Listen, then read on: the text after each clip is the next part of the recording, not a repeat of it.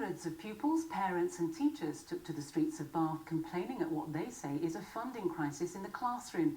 They say schools are cutting teaching assistants, not replacing equipment, and asking for parental contributions to stay afloat. The government says schools get more per pupil than ever before. Robert Murphy reports.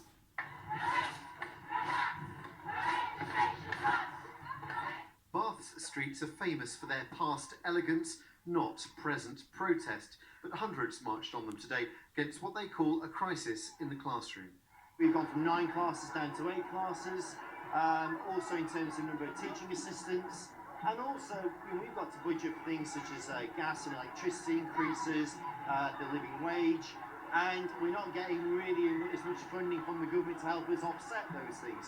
So really in the front line, the things that go first are people, and of course we don't want big class sizes because that impacts on education for our children. Schools say those higher costs mean real term reductions.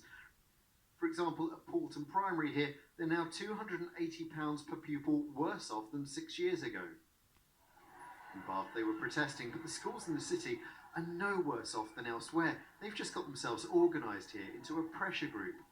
We want to link up with other parents around the country to really start to escalate the issue as far as we see it. We need, whoever's the new leader of the country, we need them to listen, and we need them to stop giving the same line that there's more money in education than there has been, because that's just misleading, and it's not. The head just needs to listen to the head teachers.